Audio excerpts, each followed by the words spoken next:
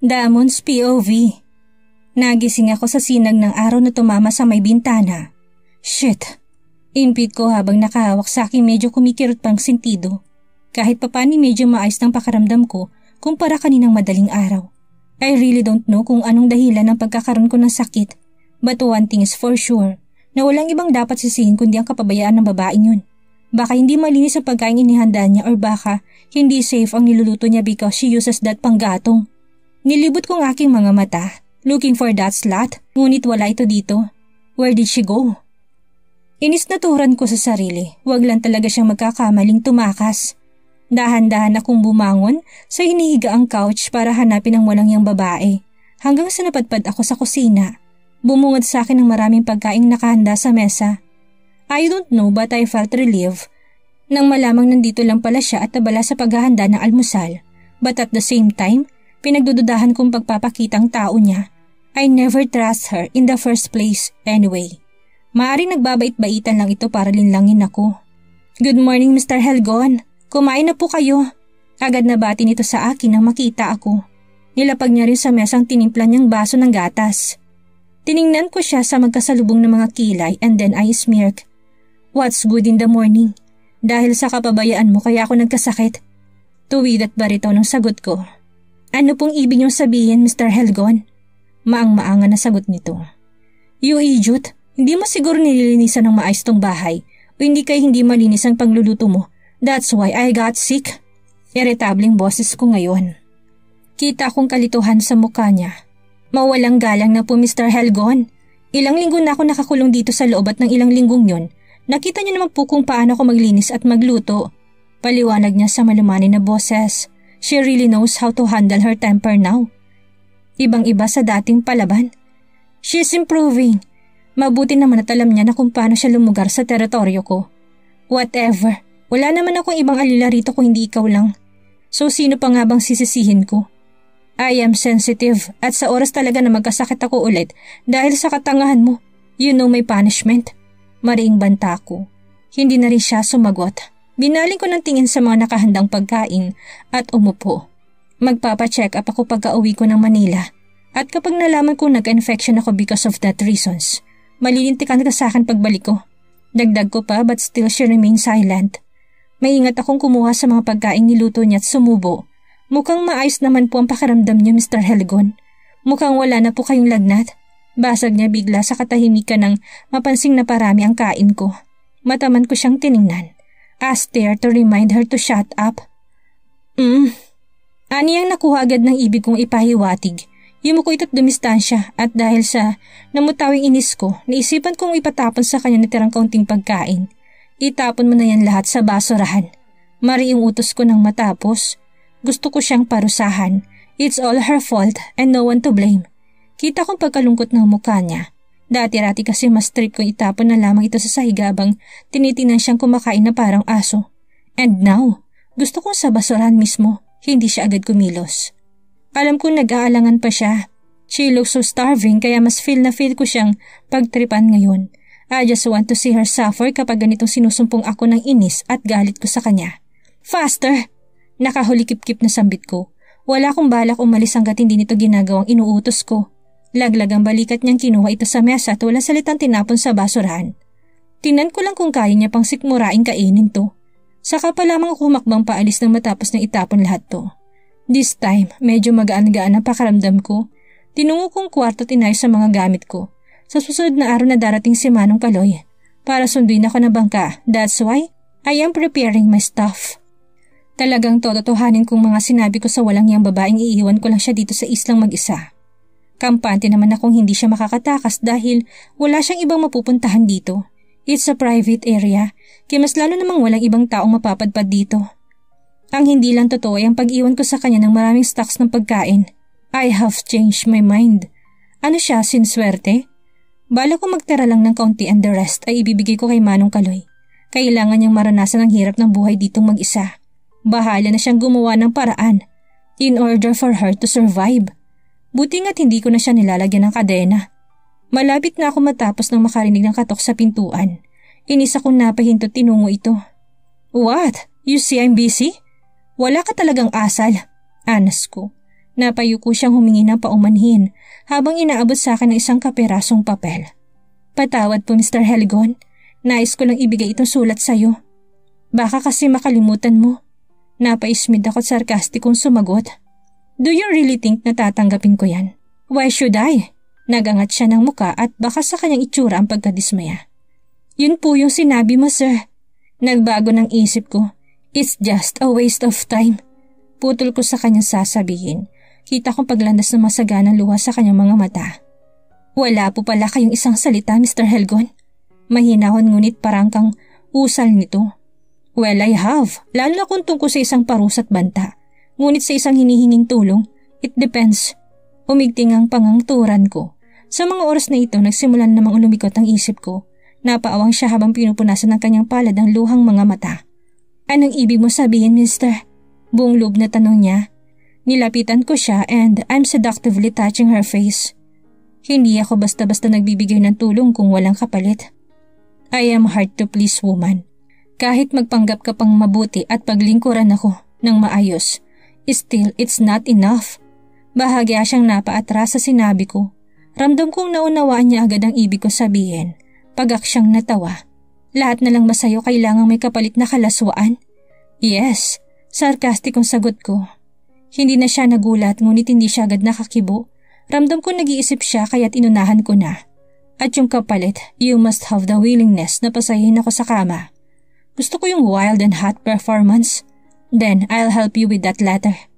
Maring wika ko, offer na alam kong gugulo sa isip niya. Hindi pa rin siya kumikibot kumikilos. She started to look nervous. Just let me know kung nakapag-decide ka na bago dumating ang bangka. At kung wala ka na sasabihin, don't disturb me again. Ani ko bago sinaradong pintuan. Ngunit hindi pa man ako tuluyang nakakahakbang ay muli ko narinig ang pagkatok nito sa pintuan. Inis ko itong binuksan. What the? Suddenly, my mood quickly changed na bigla ko narinig ang kanyang sinabi. Nakapag-desisyon na po ako, Mr. Helgon, at pumapayag na ako sa inaalok mo. Amanda's POV. Hindi ko alam kung magtatagumpay ako sa binabala ko ngunit kailangan ko subukan. Alang-alang sa liham na ipapabigay ko kay Chang. Hindi baling na maghirap ako dito basta mapanatag lang ang loob at isip nila ni Kendra na buhay ako. Sa ilang linggo magkasama kami ng hinayupak na lalaki. Alam kong hindi nito kaya makipagtalik sa akin.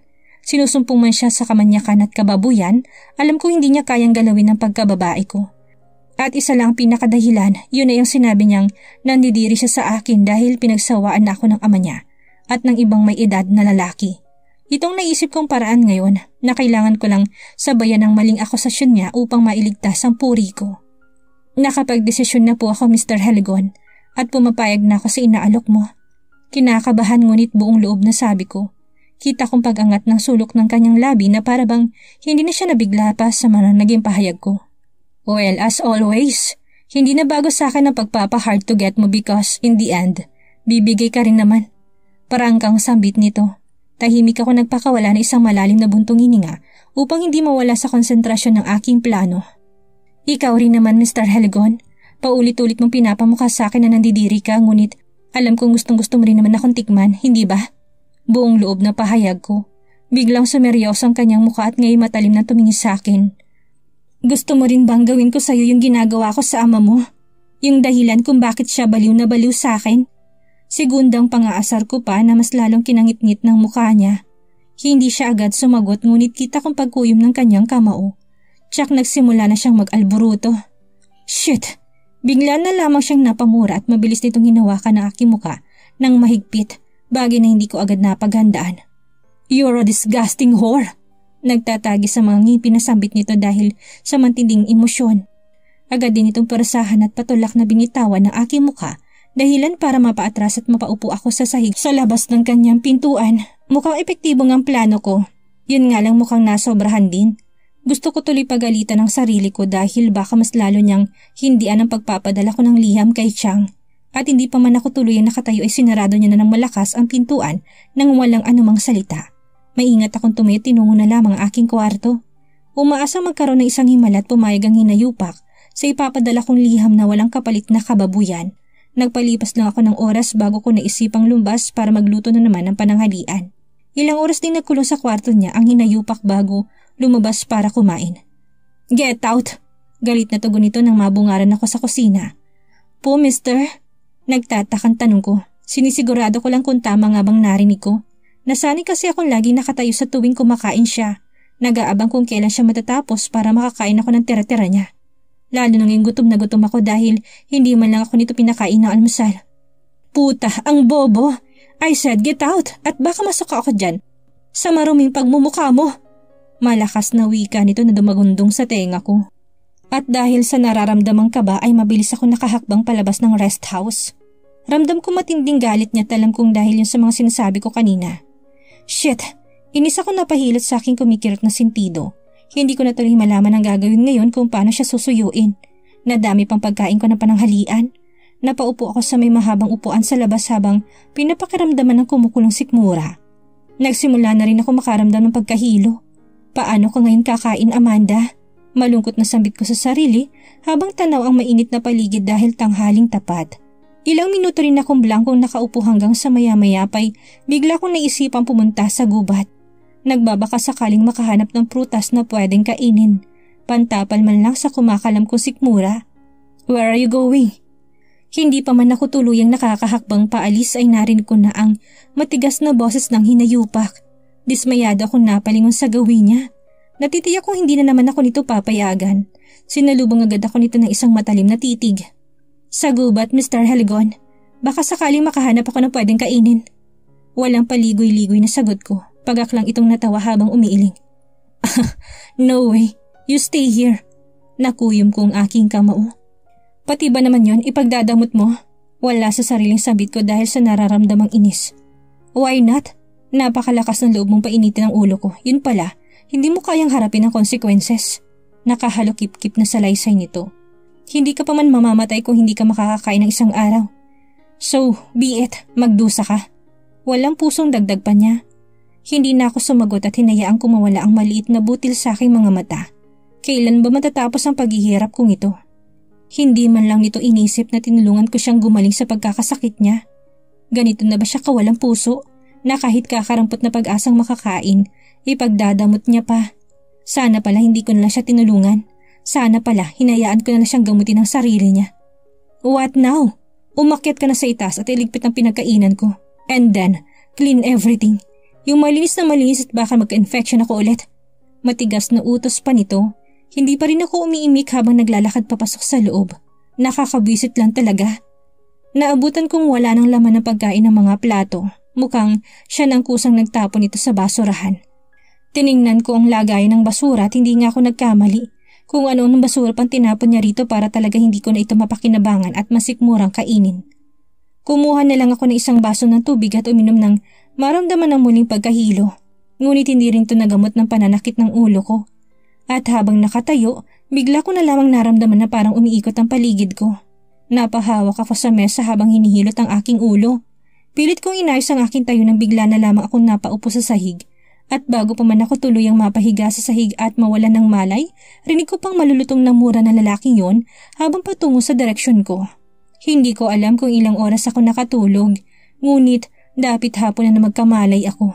Napasulyap kasi ako sa may bintana at pansin ko may kadiliman na sa labas. Mahinang impit ko habang marahang bumabangon sa hinihigang couch sa sala. Napakunot ang noo ko nang mapansin kong bakit dito ako nakahiga. Paano ako nakarating dito? Tinulungan ba ako ng lalaking yun? Nagtatakang tanong ko sa sarili. Sa huling pagkakaalala ko kasi sa kusina ako nawalan ng malay kanina. Bumangon ka na. Kailangan mo na magluto. I'm hungry. Baritonong bungad nito sa akin. Ngayon ko lang napansin na nakaupo pala ito sa dulo ng hinihigaan ko na tila ba inaabangan ng aking paggising. Hinihilot ko ang aking sumasakit na sentido bago tumingin sa kanya at sumagot. Ikaw ba nagdala sa akin dito, Mr. Helgon? Agad na tanong ko. Sinantabi ko munang inuutos niya. Napaismid at sarkastiko nagsalita. Tanga, alangan naman naglakad kang tulog. At saka may iba pa bang tao rito na pwedeng magbuhat sa'yo? Pabalang nasagot niya. Medyo nakaramdam ako ng hiya nang ma-realize ang pamimiloso po nito. Ngunit hindi ko maiwasang magtaka simula nang manatili ako rito. Ngayon lang ata ako tinulungan ng lalaking ito. Siya kasi yung tipong walang alam sa pakikipagkapwa-tao. Literal na napakatigas ng puso niya. Sino kayang mabuting espiritong panandali ang sumapis sa kanya? What now? Bakit ka pa nakatunganga dyan? Gawin mo na agad ang utos ko. Agad akong nag-iwas ng tingin nang muli siya nagsalita. Gusto ko pa sana magtanong ngunit mukhang hindi naman yan big deal sa kanya. Baka nabigla lang kaya wala sa sariling tumulong. Napapikit ako't dahan-dahang tumayo. Pinapakiramdaman kong sarili ngunit muli din ako napaupo nang maramdaman ng labis na pagkahilo. Ano ba? Balak mo bang magsakit-sakitan para makaiwas sa gawain mo? May inis sa taon ng pananalita nito nang mapansin ang naging kilos ko. Sadyang napakagago talaga. Akalain mo yun, naisip pa niya nagsasakit-sakitan lang ako. Kung tutuusin, kasalanan niya kung bakit ako nakakaramdam ng ganito. Dahil buong araw niya lang naman akong hindi pinakain. Kahit siguro maghikahos na ako, hindi pa rin ako kakawaan ng walang pusong lalaking ito. Kaya kahit napakasama na pakaramdam ko ay pinilit ko pa rin tumayo. Ngunit nakailang hakbang pa lang ako'y umikot na naman ang paningin ko. Ramdam kong labis na panghihina ng aking katawan dahilan ng agarang pagkatumba ko. Shit, maubusan na talaga ako ng pasensya dyan sa kaartehan mo. Galit na bulalas nito. Ni hindi man lang ako tinulungang makatayo. Pasensya na Mr. Heligon. Hindi ko kayang kumilos ngayon. Mahinang sambit ko habang nakahiga pa rin sa sahig dahil sa matinding pagkahilo. What the heck? Wala akong pakialam. Baka nakakalimutan mong alila ka lang dito kaya wala kang karapatang magreklamo. Umalingaw-ngaw sa buong rest house ang galit niyang boses. Ngunit anong magagawa ko? Kahit sakalin niya pa ako ngayon, talagang hinang-hina ang katawan ko. Napakarami pa niya sinasabi ngunit hindi na ito klaro sa pandinig ko. Hindi ko na alam ang sumunod na nangyari dahil naramdaman ko na lang ang muling pagpikit ng talukap ng aking mga mata. Hey, bumangon ka dyan! Nagising ako sa malakas na pagyugig nito sa aking balikat. Alam ko nakatulog na naman ako, yun nga lang, hindi ko alam kung ilang oras. Sobrang nangihina na kasi talaga ako. Shit, bilisan mo! Dagdag pa nito na kulang na lang, hilahin ang maliit kong braso para sa palitang patayuin. Kaya naman marahan akong bumangon para tumigil na siya. Pilit kong pinapalakas ang aking sarili habang yakap-yakap ito dahil sa matinding lamig na nararamdaman. Nasa pukong aking note na pagtanto ko ang napakainit kong temperatura. Mukhang napakataas ng lagnat ko. Kainin mo yung cup noodles at pagkatapos inumin mo yung gamot. Barito ng tugon nito nang makabangon ako. Pagalit ngunit para namang concern. Teka, concern? Totoo ba to? Binibigyan ako ng pagkain at gamot na lalaking walang pusong ito? Marahan kong tinapik ang aking muka. Gusto ko lang makasigurado kung hindi nga ba ako nananaginip. Ano ba? Bilisan mo kumilos dyan. Irritabling wika pa niya na mas kinamulat ko. Kumpirmado nga. Dahan-dahan na naman akong kumilos at humigop ng sabaw na binigay niyang cup noodles. Pasalamat ka at may stocks pa ng cup noodles na pwedeng ipantapal sa sikmura ko. Kung hindi malilintikan ka talaga sa akin dahil dyan sa pag-iinarte mo. Ang hirap-hirap pa naman magpakulo ng tubig gamit yung lintik na panggatong na yan. Mahabang litanya niya. Imbis na makonsensya sa kawalang hiyang ginagawa niya sa akin, sinisipa ko ng hinayupak. Paano ba naman? Mukhang wala naman kasi itong kaalam-alam sa kusina at lahat ng gawain sa pagluluto ay nakaasa lang sa akin. Dapat iba naman pagpapakulo ng tubig gamit ang panggatong, narereklamo niya pa. Kaya gets ko na rin ngayon kung bakit niya ako pinakain at binigyan ng gamot para magampanan ko ng pagiging alila ko dito. Matapos magkalaman ng sikmura ay ininom ko na rin ang paracetamol na binigay niya. Muli ako napapikit at humiga. Wala akong ganang magsalita na para bang nanunuyo ng lalamunan ko. Kukunan kita ulit ng temperature mamaya kapag maayos ka na. Gawin mo na agad yung mga trabahong naiwanan mo. Paalala niya. Gustong-gusto ko siyang sagutin ngunit mas minabuti kong tumangon na lamang at manahimik. Sadyang napakahirap maging isang alila. Bawal magkasakit at walang maayos na pahinga. Gusto ko na sana umidlip muli ngunit binabagabag ako ng isang tanong na nasa aking isipan. Actually, kanina pa talaga ito. Tumagilid ako habang nakatingin sa gawin niya. Ngayon ay nakaupo na ito sa isang table habang may pinagkakabalahan sa kanyang laptop kahit wala namang signal. Mukhang may tiniti pa ito. Bakit mo ko tinutulungan, Mr. Helgon? Agaw ko sa kanyang atensyon. Napakaseryoso bigla ng mukha niya nang tumingin sa akin. Magkasalubong pang makakapal nitong mga kilay. Anong tulong ang pinagsasabi mo? Pasarkastikong tanong niya. Nung nahimatay ako kanina, hindi ba tulong ang pagbuhat mo sa akin para mapahiga ako dito sa couch? At saka itong binigay mong pagkain at gamot? Diretsahan tanong ko, wala nang paligoy-ligoy. Kumunot ang noon nito at umiling. Of course not. Tipid na sagot niya lang. Hindi rin naman nasagot ang tanong ko. Bakit hindi mo na lang ako hinayaan na mawala na ako at matapos ng lahat ng ito? Segundang pahayag ko. Nagsimula na rin ako maging emosyonal, dala na rin marahil ng sama ng aking pakiramdam. Siyempre, mas gugustuhin ko pa rin nakikita kang nahihirapan sa araw-araw. It satisfies me. Unang pangungusap pa lang niya, naintindihan ko na kaagad. Mas nasisiyahan kasi siyang nakikita akong nahihirapan kaysa sa diretsahan niya na lang akong lagutan ng hininga. And don't give mamalis about what I did. Kailangan ko na isang alilang gagawa sa lahat ng utos ko. Anong silbi mo kung hindi kita mapapakinabangan? Kaya kapag nag-inarte ka pa rin dyan, malilintikan ka na talaga. Tugon pa niya. Lihim akong napaismid. Bakit nga ba naisip ko pang baka kagustuhan niya ang ginagawang pagtulong gayong wala nga siyang puso? Kaya niya lang ito ginagawa dahil may pakinabang ako sa kanya bilang isang alila. Ganun lang yung kasimple sa kanya. May tatanong ka pa? Kunot noong turan niya nang mapansing nakatingin pa rin ako sa kanya. Napalunok ako ng laway. Yaman din lang na tinatanong niya ako. Ipapakiusap ko na lang ulit yung liham na ipapabigay ko kay Chang. Mr. Helgon, alam ko minasabi akong hindi maganda kanina kaya pasensya na. Hinihiling ko sana ulit yung tungkol sa liham na ipapabigay ko sa aking tiyahin. Napakahalaga kasing malaman nila na buhay ako. Pakiusap ko, ngunit agad din ako nadismaya na umiling siya. I already told you, it's just a waste of time. Aniya. Ngunit Mr. Helgon, pumayag naman ako sa alok mo, ikaw lang ito nagbago bigla ng isip. Parangkang sagot ko. Totoo naman ito, kapag pinag-uusapan na kasing kunwaring pakipagtali ko sa ama niya, naduduwag siyang patulan ako. Kailangan ko lang talagang magpanggap. Tanging yun lang kasi ang sandata ko para hindian niya ako. Para mailigtas kong aking puri. Hindi siya agad nakasagot, mukhang kailalim ng kanyang iniisip. At maya-maya pa'y makahulugan itong nagsalitang ikinabilis ng kabog ng aking damdamin. Fine, dahil sobrang mapilit ka sa pisting sulat na yan, then make me happy. And I want it now. Napalunok ako ng laway, mukhang mali ata ang desisyon kong buksan ang usapang ito. Nahihibang ba siya? Ngayon talaga? Halos mamuluktot na nga ako sa sama ng pakaramdam ko. What's with that reaction? Ikaw ata ngayon ang umaayaw. Well, in fact, ikaw itong sobrang mapilit. Turan niya habang hindi pa rin inaalis ang matalim na titig sa akin. Napansin niya marahil ang naging reaksyon ko. Napabuga ako ng hangin bago nagsalita. Mr. Helgon, alam mo namang masama ang pakaramdam ko ngayon. At anong pakialam ko? Ikaw may kailangan sa akin kaya you have no other choice kung hindi ang sumunod.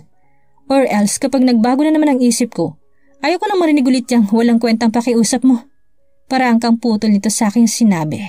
Napaawang ako. Sadyang hindi talaga ako handa.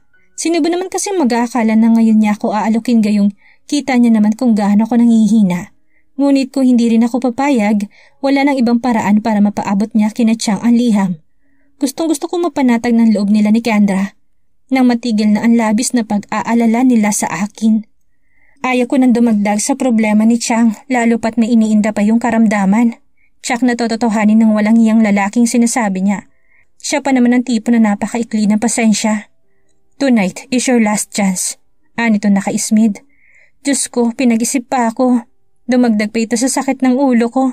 As for me, nakakadiri ka pa rin. Huwag ka sana asyumero na papatulan kita. Sadyang ikaw lang itong mapilit na nakiusap kaya kita pinagbigyan. But of course, you can pleasure me sa paraang gusto ko. Napapikit ako sa salaysay niya. Gaya ng mga nagdaang pangyayari, kailangan niya makaraos ng walang pakipagtalik na magaganap. Napakababoy man ngunit mas maigi na rin yon kaysa magalaw niyang berhen kong pagkababae. And one more thing, ayaw na ayaw kong isali mo pa sa usapan ng tungkol sa inyo ni Dad. That's disgusted. Nakahulukip-kip na pahabol niya. Tss, napakatalino't napakatuso ng animal na ito. Kasi pag binanggit ko ulit yung kunwaring pagsisiping namin ng ama niya, tsak na it may distract ang isip niya. Kung alam niya lang sana kung gaano ko ka-inosente sa lahat ng kanyang pinaparatang. Huminga ako ng malalim bago nagsalita. Pakiusap Mr. Helgon, bigyan mo muna ako ng oras para makapagdesisyon. Ni hindi pa umepektong gamot na ininom ko kaya nangihina pa rin ako ngayon. Malumanin na turan ko. You're demanded too much. Minuto lang ibibigay ko at hindi oras. Timer starts now. Mariing wika niya habang nakatingin sa kanyang mamahaling wristwatch. Nasapo ko na lang ang aking noot marahang pumikit. Wala talaga akong ibang pagpipilian nito. Ramdam kong pagtayo't paghakbang niya, ngunit hindi ko na lang ito inintindi. Maya-maya pa'y pansin kong parang may nilapag ito sa mesa. Here, paniguradong tanggal yung katamlayan mo. Usal niya kaya napadilat ako. Gayon na lamang ang pagkagulat ko na makitang bote ng alak sa mesa. Sinamahan niya pa ito ng isang baso. Bumangon ka dyan at inumin natin to. Ani ang kinailing ko. Mr. Helgon, hindi po ako gagaling sa pag-inom niyan. Bagkus madadagdagan lang po sa napakaramdam ko. Umaayaw na turan ko. I don't care. I am not asking you anyway. I am commanded you. Magkasalubong ang kilay na tugon nito habang binubuksan ang bote ng alak.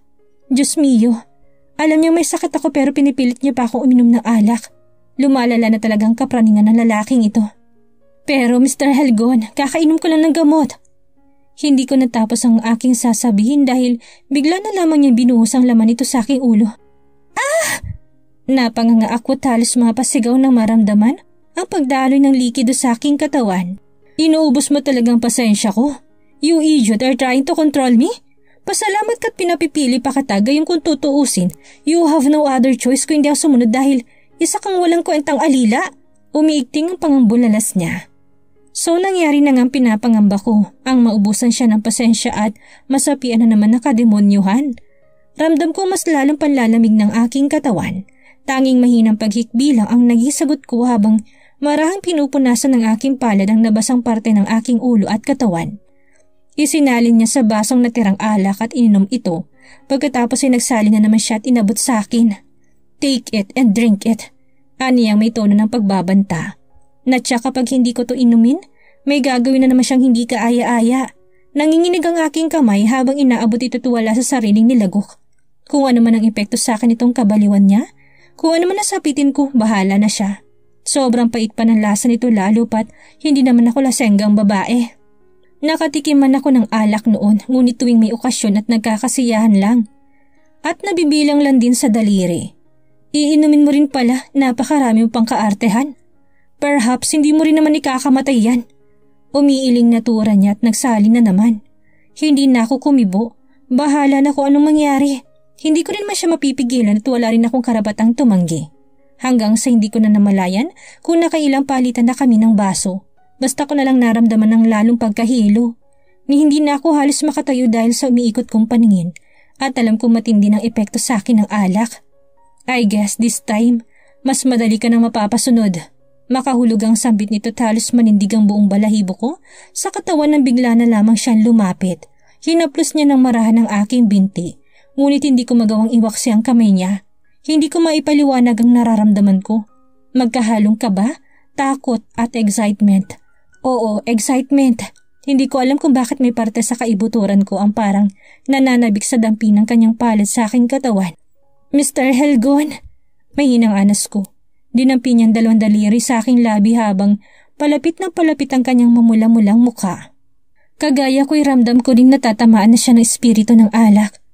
Pshh, let's just enjoy this night. Mapanukso sambit niya. Ayaw niya na magsalita pa ako't alam kong iba ng patutunguhan ito.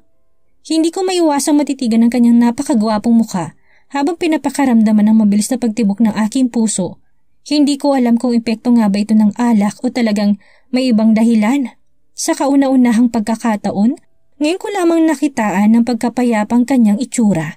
Yung mukhang maamo, yung mukhang walang gagawing masama kahit na nakainom siya. At basta na lamang akong napapikit ng tuluyan niyang angkinin ng aking mga labi, mapusok at punong-puno ng pagnanasa.